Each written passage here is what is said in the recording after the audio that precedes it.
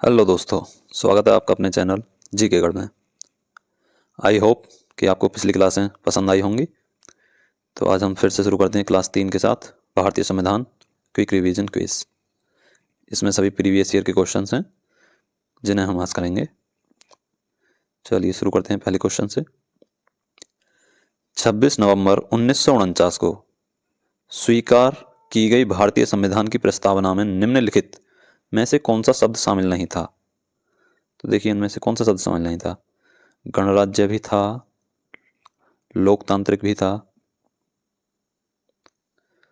लेकिन क्या नहीं था? समाजवादी नहीं था, पंथनिरपेक्ष ये भी नहीं था।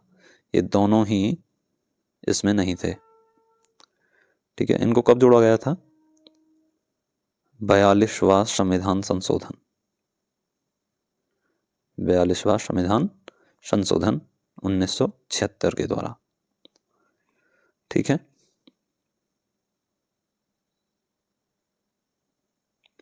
Next question.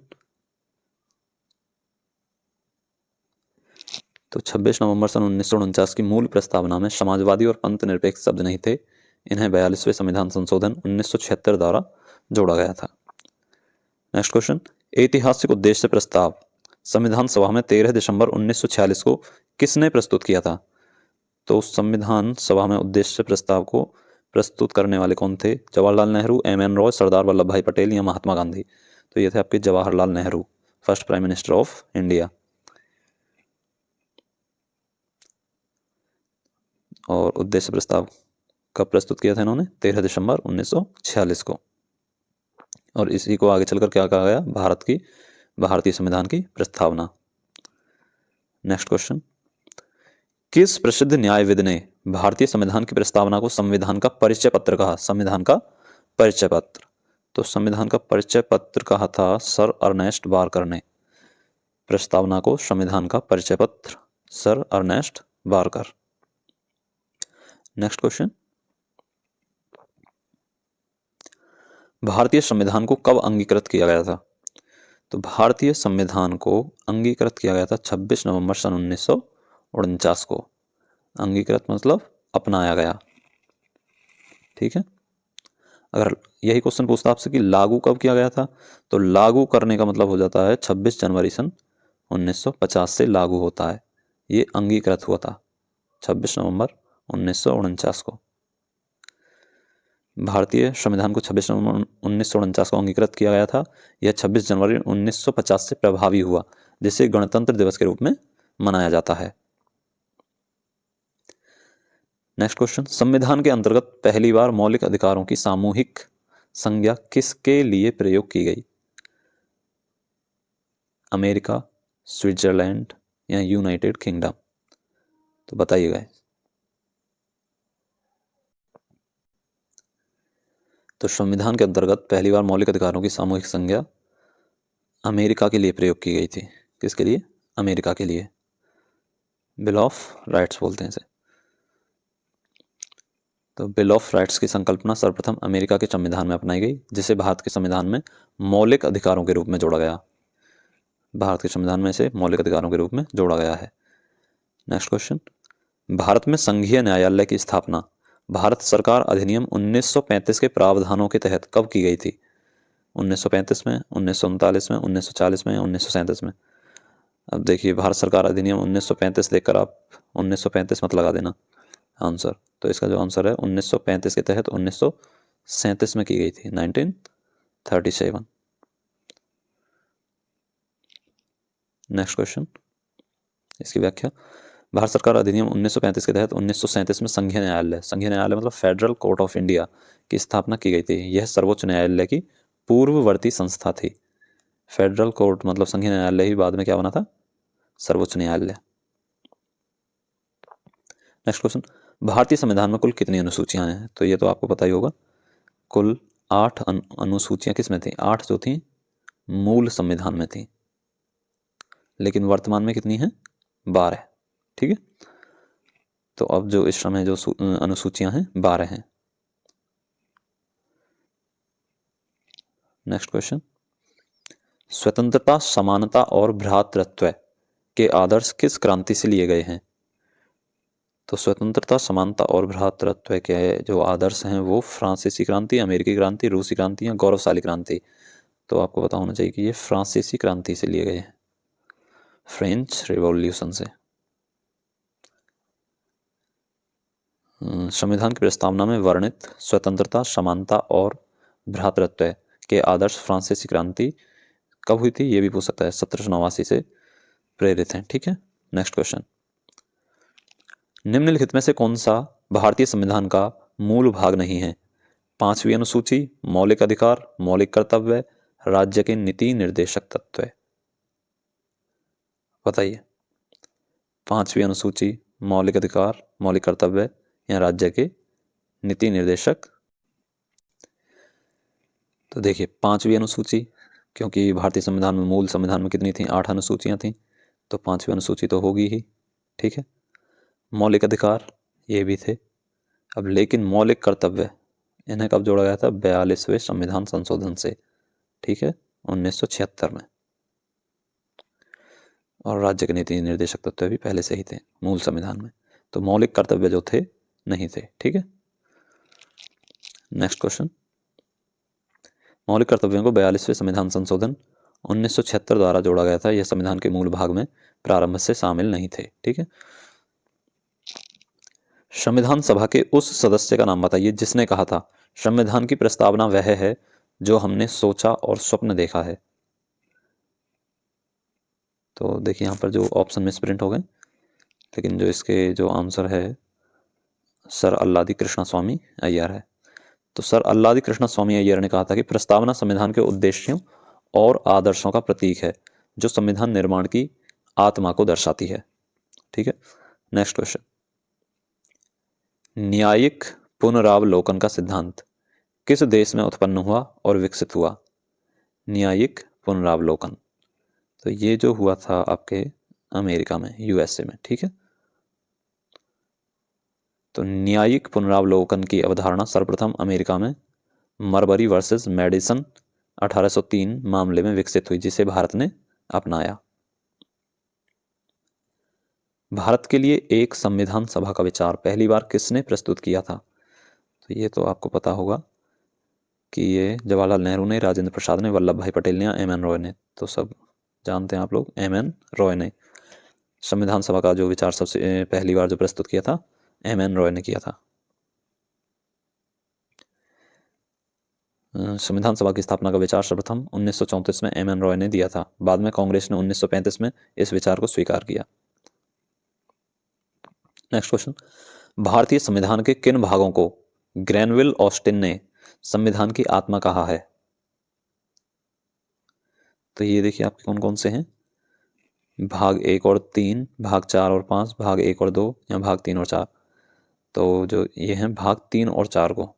ठीक है, भाग 3 में क्या है? मौलिक अधिकार, और भाग 4 में आते हैं आपके राज्य के नीति निर्देशक तत्व। ठीक है, तो ग्रैनविल ऑस्टिन ने मौलिक अधिकार भाग 3 और राज्य के नीति निर्देशक तत्व भाग 4 को संविधान की आत्मा कहा, क्योंकि ये दोनों अधिकारों और कर्तव्यों के बीच संतुलन बनाते हैं। अब डॉक्टर B.R. अम्बेडकर के अनुसार संविधान की आत्मा किसे कहा जाता है, ये आपको कमेंट में बताना है। नेक्स्ट क्वेश्चन, भारतीय संविधान में कानून द्वारा स्थापित प्रक्रिया वाक्यांश किस देश के संविधान से लिया गया है? कानून द्वारा स्थापित प्रक्रिया, ऑस्ट्रेलिया, कनाडा, अमेरिका या जापान?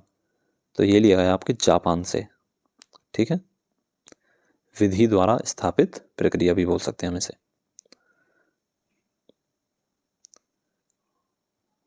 तो प्रोसीजर एस्टेब्लिश्ड बाय लॉ, वाक्यांश जापान के संविधान से लिया गया है, जबकि due process of law America से संबंधित है। नेक्स्ट क्वेश्चन, भारतीय राष्ट्रीय कांग्रेस की ओर से किसने घोषणा की कि भारत का संविधान बिना किसी बाहरी हस्तक्षेप के संविधान सभा द्वारा बनाया जाएगा?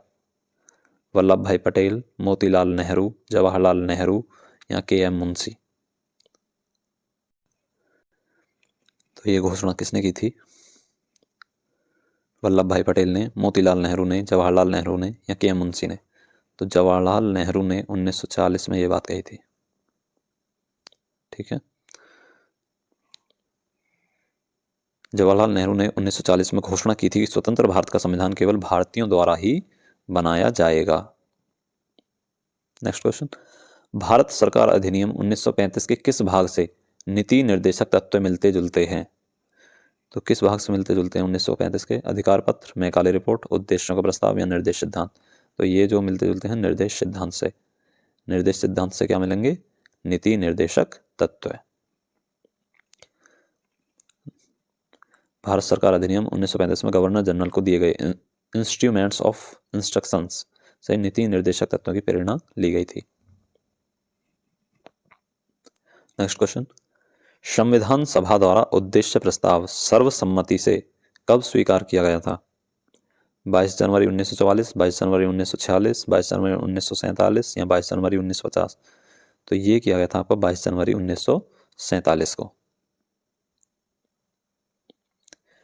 22 जनवरी 1947, ठीक है। उद्देश्य प्रस्ताव 22 जनवरी 1947 को संविधान सभा द्वारा स्वीकार किया गया था। यह आगे चलकर प्रस्तावना का आधार बना। नेक्स्ट क्वेश्चन, भारत सरकार अधिनियम 1919 के तहत भारत में पहली बार क्या प्रारंभ किया गया था? विकेंद्रीकरण, द्विसदनीय विधानमंडल, सांप्रदायिक प्रतिनिधित्व या लोक सेवा प्रणाली? तो भारत सरकार अधिनियम 1919 के तहत सर्वप्रथम द्विसदनीय विधानमंडल की व्यवस्था की गई थी। नेक्स्ट क्वेश्चन, भारत सरकार अधिनियम 1919 के तहत केंद्र में पहली बार द्विसदनीय विधानमंडल की स्थापना की गई थी। साथ ही प्रांतों में डायआर्की लागू की गई थी। नेक्स्ट क्वेश्चन, भारतीय संविधान का कौन सा भाग विशेष रूप से केंद्र शासित प्रदेशों से संबंधित है? तो केंद्र शासित प्रदेश किस भाग में आते हैं आपके?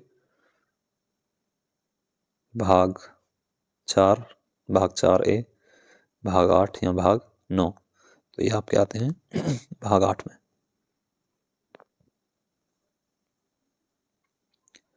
संविधान का भाग 8 अनुच्छेद 239 से 242 तक केंद्र शासित प्रदेशों के प्रशासन और नियंत्रण से संबंधित है। तो भाग 8 में कौन कौन से अनुच्छेद आते हैं? 239 से 242। विश्व का सबसे बड़ा लोकतांत्रिक देश कौन सा है? तो आप जिस देश में रह रहे हैं वही विश्व का सबसे बड़ा लोकतांत्रिक देश है, अपना भारत। भारत जनसंख्या और मतदाताओं की संख्या के आधार पर विश्व का सबसे बड़ा लोकतांत्रिक देश है। भारतीय संविधान की एकात्मक विशेषता कौन सी है?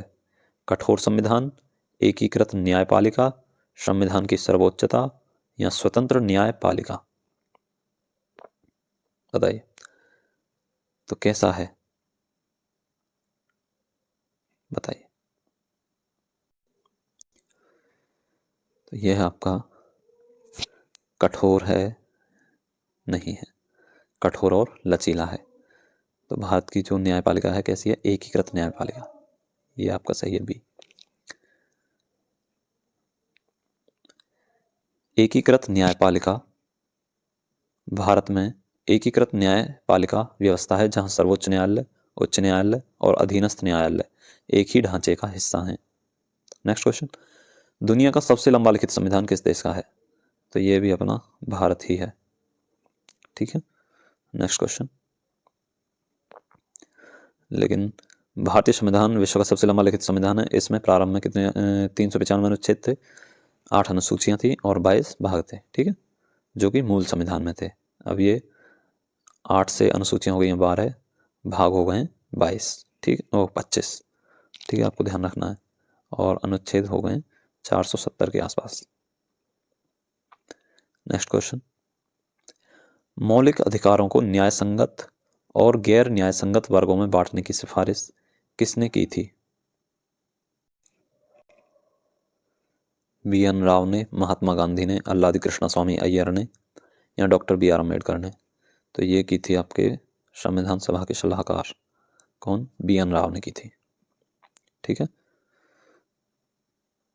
संविधान सभा के सलाहकार BN राव ने मौलिक अधिकारों को 2 वर्गों न्याय संगत और गैर न्याय संगत में बांटने की सिफारिश की थी, ठीक है। आज के लिए इतने ही क्वेश्चन है। आई होप कि आपको ये क्लास ज़रूर पसंद आई होगी।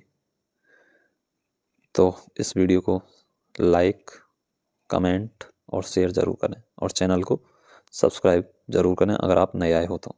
ठीक है, धन्यवाद।